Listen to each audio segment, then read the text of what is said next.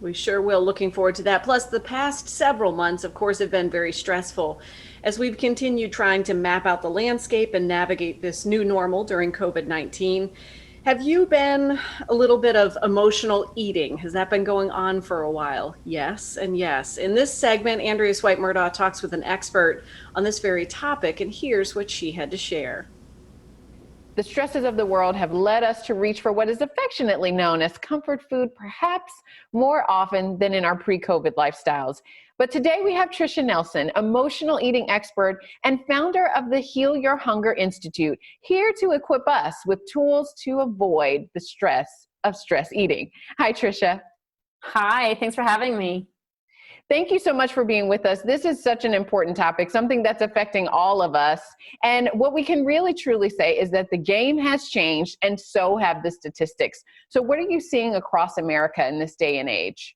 Yeah, absolutely. I mean, I think COVID has just really brought the idea of emotional eating to the fore because we're stuck at home and we have a lot more stress and life has changed to where there's actually a threat every day you walk out your door. And so people are turning to food for comfort to, really mitigate their stress and their sense of anxiety. And comfort foods are usually not salads, they're heavier foods like carbs and sugar and snacky junk food. So that's really what's been happening is people are using food for something that, goes way beyond nutrition. And you had your own battle with emotional eating. So what was your experience like? How did you realize that it was more than just eating, that we had become emotional eating? Absolutely. I was 50 pounds overweight, and it was because of emotional eating. I'd been on many diets and done many different kinds of pills and potions and programs. But the real problem was that I had this emotional connection to food where when I was uncomfortable, when I was anxious, when I was depressed, or just, something didn't go right in my life, I would turn to food and use that to really console me. And so it became a habit and a real problem that I had to address. Otherwise, my efforts at weight loss were really going to fail, as they do for so many.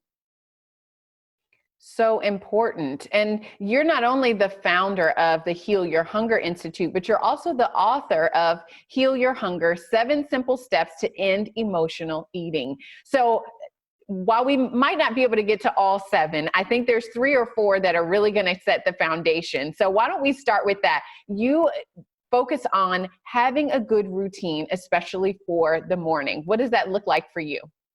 Yeah. So, stress is so much of the cause of stress eating, obviously. And so much of the time we jump out of bed, we're checking our phone, we're looking at email, and we just get right into our day. And over time, the stress piles up. And by late afternoon, we are reaching for snacky foods to give us a boost of energy. Whereas if we start our day by really getting centered and what I say, putting money in your bank account, your spiritual bank account, if you will. And you do that by having some kind of centering routine where you meditate or pray, do yoga, something that's calming and helping you to really just start your day with intention and really grounded in a sense of well-being and peace instead of stress.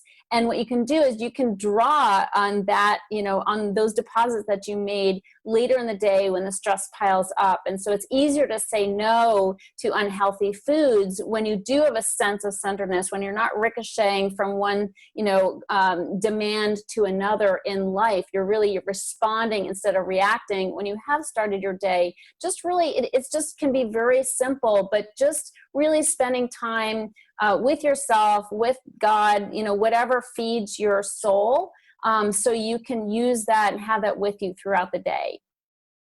Okay, and we've got about a minute left, but I think this next one is really critical. We're talking about eating. We're not necessarily talking about your main meals, but that time in between and the way that you go about eating really sets the tone for what your day is going to look like. It does. I teach my clients something called 3-meal magic, which is eating 3 meals with nothing in between. And this is so powerful because that alone will show people how much they do emotionally eat if they stop the snacking, because people are reaching for food unconsciously all throughout the day. But if you have the 3 meals, you shut down the kitchen, so to speak, in between the meals, you go about your day, you're thinking about food a lot less, you're eating a lot less, and those in between meal snacks, as I said, are never like healthy foods. They're snacky, junk foods. And so when you do this, it just helps you have some sanity around food. It also is a structure that your body can get used to, so you can digest in between your meals and give your body a break. And it's so helpful also with starting to really identify, what those emotions are that we might be using or might be driving our snacking and our overeating. So you've got plenty of resources, the book, you've got a podcast, all types of things. Tell us how we can learn more and really get a hold of our emotional eating today. Yeah, I think the best thing is for people to go to my website, which is healyourhunger.com, HEAL, healyourhunger.com. And if somebody's not sure if they're an emotional eater, there's a free quiz there that they can take, and they can find out if they are an emotional eater, and they can go from there and get lots of tips on what to do about it. Fantastic. Thank you so much for being with us. I think we all need to take a page out of your book, literally, to make sure that we're on the right track for summer, but also for our health. Thank you for being with us, Tricia.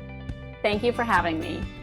We'll be posting more information on our website at WTBR.com/VTM.